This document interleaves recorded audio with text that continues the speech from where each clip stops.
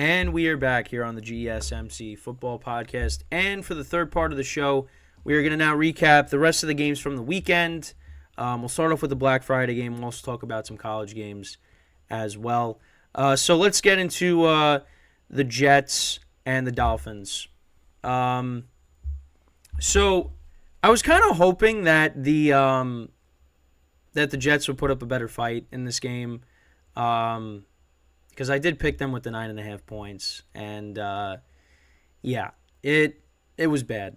It was really bad, and especially because it was around Thanksgiving, which everybody always talks about the butt fumble that happened on Thanksgiving. Now this happened the day after Thanksgiving, but the Jets down 10-0. Tua throws a pick, a pick six. And that makes it 10-6. Now, of course, the Jets missed the extra point. But you know what? The Jets, hey, they're back in the game. They were, it seemed like it was going to be, it still ended up being a blowout. But, at least like after the pick six, you're like, okay, maybe this will give the Jets momentum. And that was not the case, because what ends up happening is Tim Boyle, who started this game, throws a Hail Mary, to end the half. Well, and right before that, Tua threw another pick. So they had 2 picks on Tua. And that gets intercepted. And Javon Holland takes it all the way back for a 99-yard pick six to end the half, to make it 17-6 at the half, instead of 10-6. And you just sit there and you laugh, because how does this keep happening to the Jets? And then from that point on, it was just forget it. They got no shot. Then, Jason Sanders kicks a 54-yard field goal, make it 20-6. Raheem Mostert makes it 27-6. The Jets did score an offensive touchdown in the game to make it 27-13. Tim Boyle connected with Garrett Wilson. But then, they just didn't tackle Mostert. Again, another touchdown for 34 yards, make it 34-13. And that was the final score. Jets dropped to 4-7. Dolphins improved to 8-3. And Tua didn't even play great. 21-30, 243 yards, a touchdown, 2 interceptions. I think he also had a fumble in this game too. He had a fumble in this game. Jets had 3 turnovers and they still get blown out by 21 points. Tim Boyle was bad, 27-38, 179 yards, 1 touchdown, 2 picks. Look, Zach Wilson is not good either, but it just goes to show you that there are a lot more problems with the Jets besides the quarterback. Honestly, I probably would have started Trevor Siemian instead of Tim Boyle. But that's just me. Trevor Siemian isn't, as much, that much better, but I probably would have gave him a chance over Tim Boyle, but I don't know. So the Jets season continues to spiral out of control. So, the rest of the games here, the Steelers, they won an ugly game, 16-10 over the Bengals against Jake Browning. They did good. They did better offensively. Kenny Pickett, 278 yards, passing, no touchdowns, no picks. Najee Harris, 99 yards rushing and a touchdown. Jalen Warren had 49 yards. He also had a fumble in the game. Pat Freiermuth made his return to the field. 9 receptions, 120 yards. That was his best game as a pro. So that's huge, getting him back. George Pickens had 3 for 58. Deontay Johnson had 4 for 50. Jake Browning on the other side for the Bengals. They really didn't run the ball. 25 yards rushing. Browning, 227 yards, passing, 1 touchdown and a pick. Jamar Chase had 81 yards receiving. It was an ugly game. Steelers get the win, though. They improved to 7-4. Bengals dropped to 5-6. It's unfortunate that Burrow's injury had to happen at a crucial point in the season. But they're not going to go anywhere, unfortunately. Giants winning 10-7 over the Patriots. I'm just going to run through these games quickly because we're not going to be able to talk about. I'll talk about them, some of them, more specifically, throughout the week. Like I've done in the past. But there's just so many games to get to. Giants winning 10-7 over the Patriots. The Patriots actually got into field goal range at the end of the game, and then they missed it. So now they are 2-9 on the season. And Mac Jones again got benched. Bailey Zappi came in. And, the Patriots are just... Right now, I mean, listen, the Bears have the number 1 overall pick. Patriots right now are in the 2 spot. We'll talk about the updated draft order, during the week. But Patriots, I mean, they might get that top pick. It's possible, which should scare the rest of the NFL, especially if they keep Belichick around. So that'll be a wait and see. All right, so again, continue to pick the Saints. The Falcons win 24-15. Jesse Bates has that 90-yard pick six. Taysom Hill fumbled when they were driving. Chris Olave gets a concussion in this game. The Saints are just a mess. They're 5-6. Falcons are 5-6. They still got a chance at the division, of course, but you would think this team would be better, and they're not. The turnovers are very costly in this game. I mean, it's not like Desmond Ridder didn't have turnovers in this game. He did. He threw 2 picks, but the Saints just couldn't get anything going here. 24-15. Jags 24-21 over the Texans. What a game that was.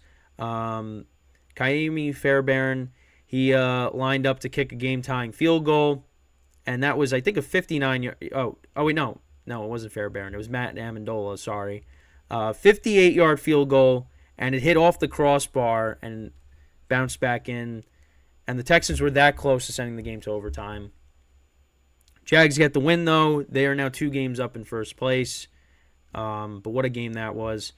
Colts are actually the 7th seed in the AFC. They won 27-20 over the Bucks. Baker Mayfield actually got hurt in this game, but he came back in, threw 2 touchdowns to Mike Evans. But, turned the ball over a couple of times, had a pick, and also fumbled in the game as well.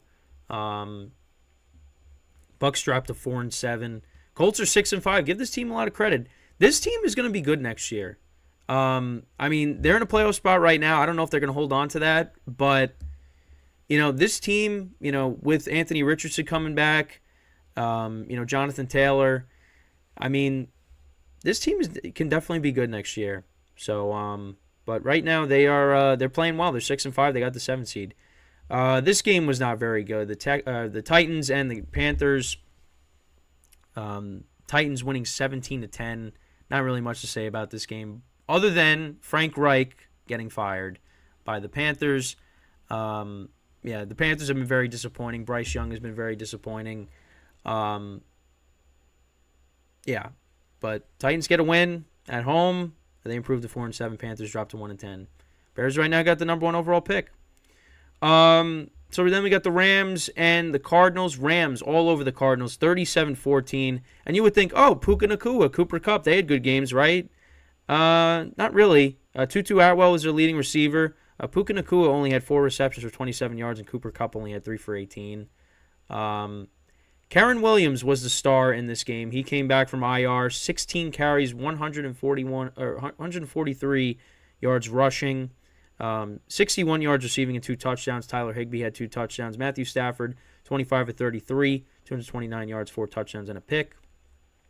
Kyler Murray went 27 of 45, 256 yards, 1 touchdown, no picks. Cardinals, the Rams own the Cardinals. They just do. So they get the win there. They improved to 5-6.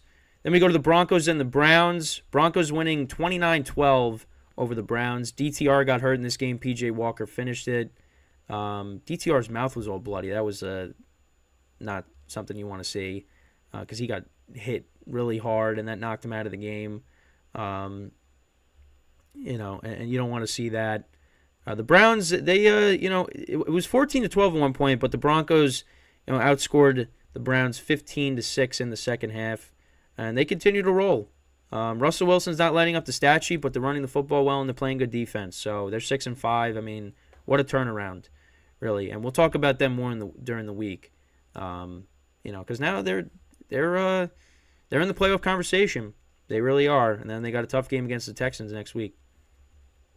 Then you got the Chiefs winning 31-17 over the Raiders. It was 14-0 Raiders at one point, but then the Chiefs dominated the rest of the way.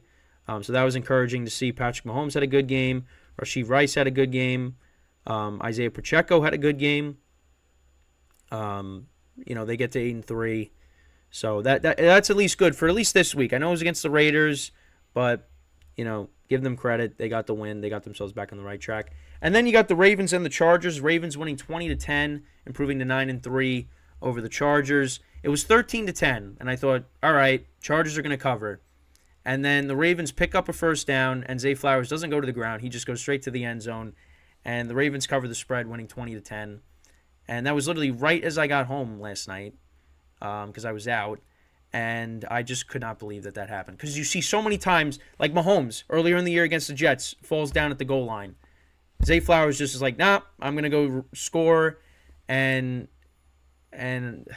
it's whatever. I've seen it all. And yeah, so the Chargers are 4-7. Brandon Staley needs to be gone after this year. But I mean, the Ravens defense played really well. I mean, they held that Chargers high-powered offense to 10 points, which is not easy to do. They forced turnovers in this game. Herbert had a fumble, Eckler had a fumble, Keenan Allen had a fumble. But Ravens right now, they're the 1 seed. So give them credit. They're a good team. So let's talk about the Alabama-Auburn game really quickly here. So Alabama was losing in this game late, and actually let's go to the final drive because that's really where it happened. So there was a fumble, then a penalty that set them all the way back. Then on an illegal forward pass. Then on 4th and 31, they get a 31-yard touchdown. Milroe connects with Bond for the touchdown, and they win 27-24.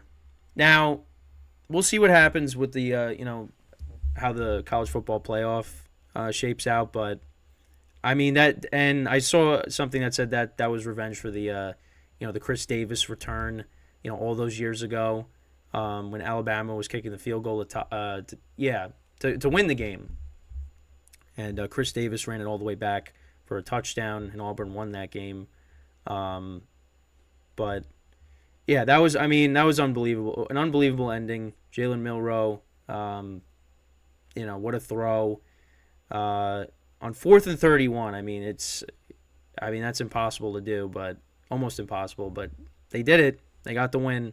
And then also, Michigan and Ohio State. Michigan getting the win. I said Ohio State. And, of course, again, pick the opposite with me sometimes. And that was an instance there. So Michigan improves to 12-0. Ohio State drops to 11-1. But, yeah, a crazy weekend in both college and in the NFL.